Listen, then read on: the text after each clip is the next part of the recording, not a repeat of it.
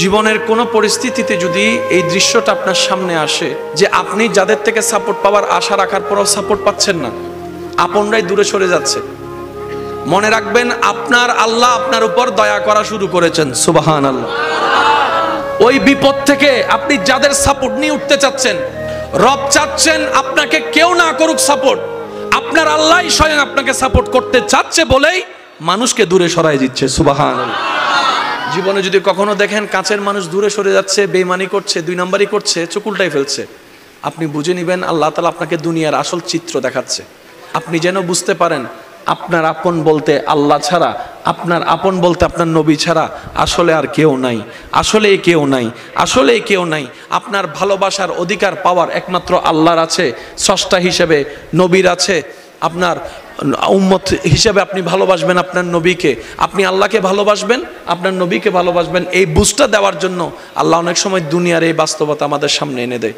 অনেক ভাই বোন, ভাই ভাই এমনও আছে মানুষের কথার ফাঁদে পড়ে, ভুল বোঝাবুঝির কারণে কিংবা মেজাজ গরম থাকার কারণে, দুই চারটা কথার শিকার হওয়ার কারণে হয়তো কোনো একটা সময় দূরত্ব হয়েছে, কিন্তু এখন একজন আরেকজনের সাথে মিলতে চায়, বসতে চায়। ওনাদের মাথায়ও চলে আসছে বাঁচবো আর কয়দিন, বুড়া তো হয়ে গেছে, কিন্তু ভাইকে এখনো বুকে জড়াতে পারলাম না, অনেক দিন হয়ে গেল। বড় ভাইয়ের মনেও সে তৃষ্ণা থাকে, ছোট ভাইয়ের মনেও সে আকাঙ্ক্ষা থাকে, কিন্তু অনেক দিনের দূরত্বতার কারণে, লজ্জাবোধের কারণে তারা মিলতে পারে না। আমি আমার ভাইদেরকে, যুবক ভাইদেরকে অনুরোধ জানাবো, যদি এরকম কোনো ফ্যামিলি কন্ডিশন হয়, আপনারা যুবকরা মিলে, ভাইরা মিলে, চাস্তো ভাই জাত্তো ভাইরা মিলেই আপনারা উদ্যোগটা নেন, ভাই ভাইকে যেন জড়াই ধরতে পারে, ভুল বুঝাবুঝি যেন শেষ হয়ে যায়। কথা বলেন ঠিক কিনা? বান্দা বান্দাকে মিলানোর কাজ করবে, আল্লাহ সেটা দেখে গুনাহ মাফ করে দিবে। সুবহানাল্লাহ। আমি শুনি না, আরো জোরে বলেন।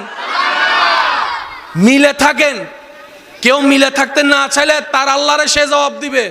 আপনার পক্ষ থেকে আপনি ক্লিয়ার থাকেন, মানুষের উপকার করবেন, থ্যাংক ইউ পাওয়ার আশা রাখবেন না, করতেই থাকবেন। কেন? সে আপনার রবের বান্দা, আপনি বান্দার জন্য করবেন, ওই বান্দার আল্লাহ আপনার জন্য করবে।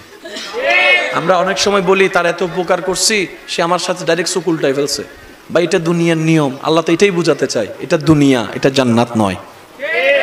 আল্লাহর কাছে সবসময় একটা ফরিয়াদ করবেন, আল্লাহ তুমি আমাকে যতদিন ইচ্ছা এই দুনিয়ায় রাখিও, কিন্তু সে থাকাটা যেন তোমার পছন্দের হয়। আল্লাহ যতদিন আমার নিঃশ্বাস চলবে, সেই নিঃশ্বাসটা যেন তোমার পছন্দের সময় কাটে।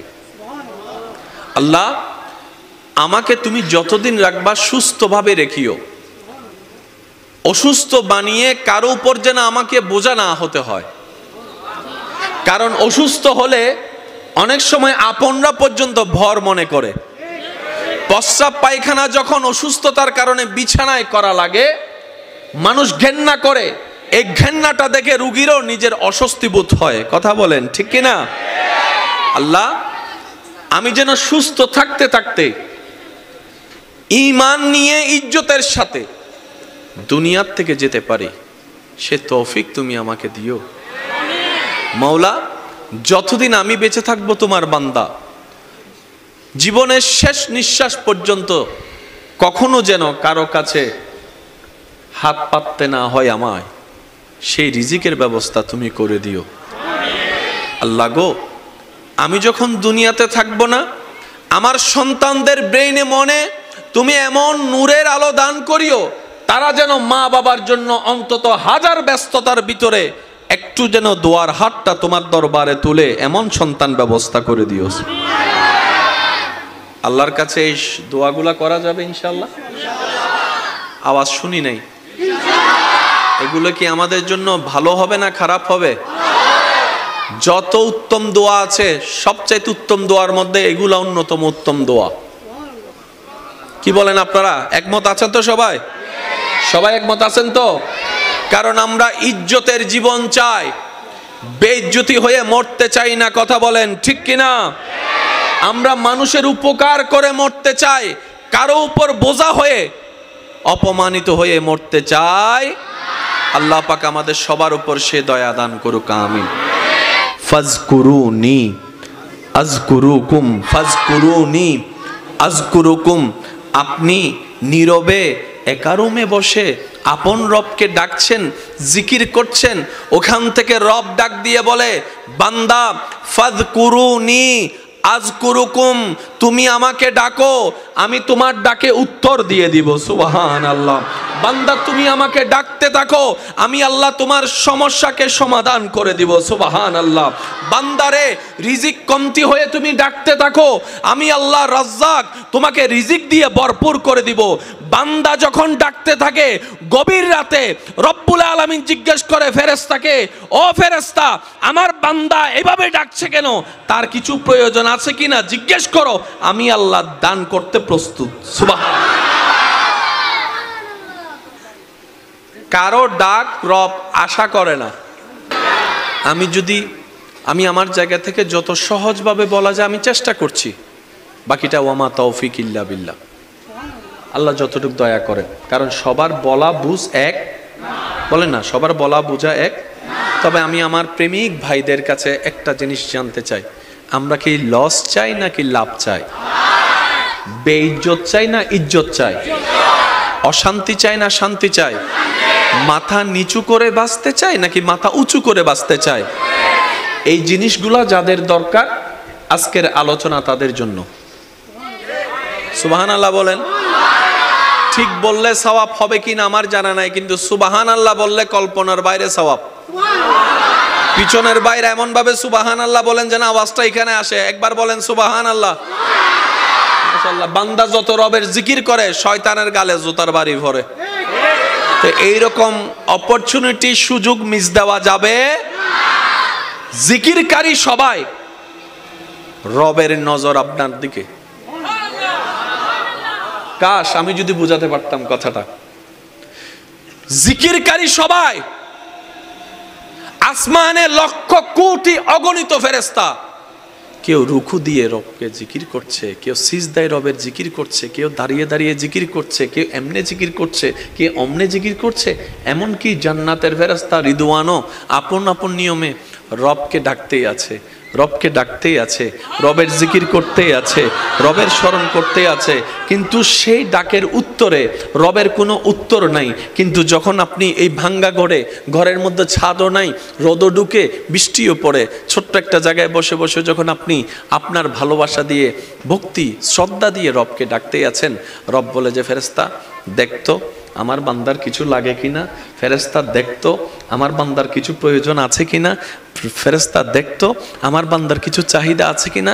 ফেরেশতা বলে আল্লাহ এখান থেকে ডেকে ডেকে ফাটাই ফেলতেছি, আমাদেরকে একবার জিজ্ঞেসও করলা না কোন জায়গার কোন কোনায় বসে।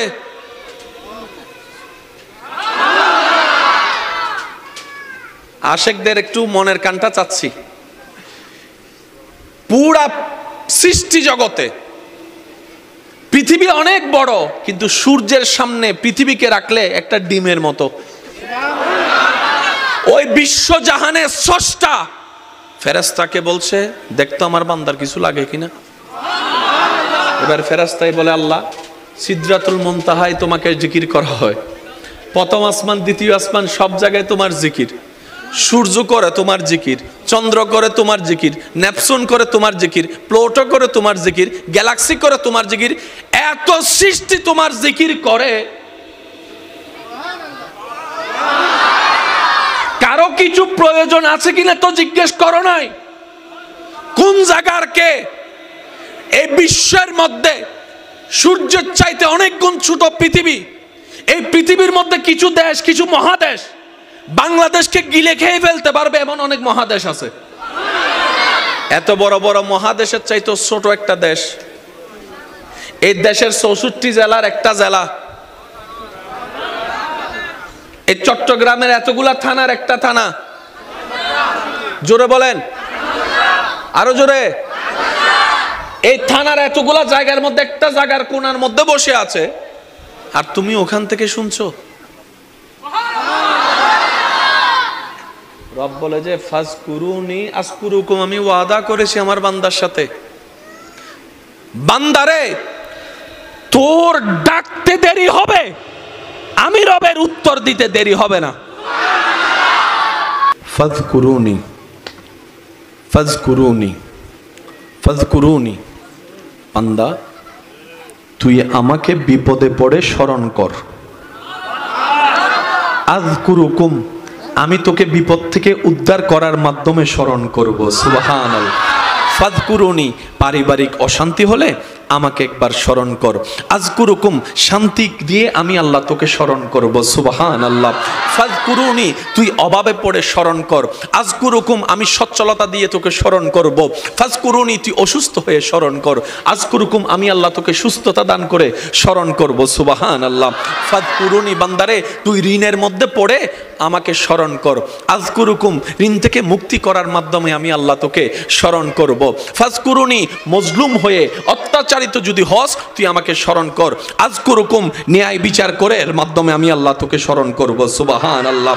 ফাযকুরুনি, আশেপাশের পরিবার বাহিরের মানুষের অত্যাচারে পড়ে তুই কষ্ট পেয়ে আমাকে স্মরণ কর। আযকুরুকুম, আমি সেই কষ্টটাকে শান্তিতে রূপান্তর করে তোকে স্মরণ করব, তোকে স্মরণ করব, তোকে স্মরণ করব। বান্দারে তুই সারাটা জীবনে হাজার ব্যস্ততার ভিতরে আমি রবকে স্মরণ করার জন্য কিছু কিছু সময় তুই বের করে নে। আমি আল্লাহ কিছু সময় বরাদ্দ করে দিলাম, যেমন 5 ওয়াক্ত নামাজ। এইভাবে তুই স্মরণ কর। ব্যবসার মাঝে তুই স্মরণ কর, চাকরির মাঝখানে তুই স্মরণ কর, রান্নার মাঝখানে তুই স্মরণ কর, কাপড় ধোয়ার মাঝখানে তুই স্মরণ কর, চলাচলের মাধ্যমে তুই স্মরণ কর, হাঁটার মধ্যে তুই আমাকে স্মরণ কর, বসার মধ্যে স্মরণ কর, শোয়ার মধ্যে স্মরণ কর, খাওয়ার আগে স্মরণ কর, খাওয়ার পরে স্মরণ কর।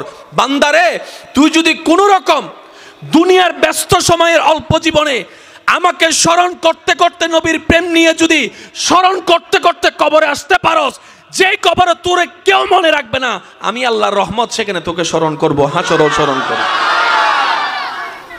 Deal final. দোকান থেকে জিনিস নেয় কিভাবে? টাকা দেয়, জিনিস। আর কোন ঝগড়া আছে? রব বলে যে তুই এখানে স্মরণ কর,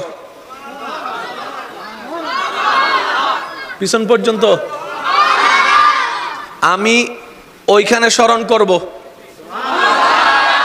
তুই আমার এখানে মনে রাখ, আমি তোর ওইখানে মনে রাখবো। তুই এখানে আমার জন্য কর, ওইখানে আসলে আমি তোর জন্য করব। ডিল। ইন্নামা তারজু রহম ফরিব। Deal, deal. এই ডিলটাকে যারা ডিলে রেখে কবরে যেতে পারে, ইজ্জত তাদের জন্য, রহমত তাদের জন্য, সম্মান তাদের জন্য, নবীর সুপারিশ তাদের জন্য।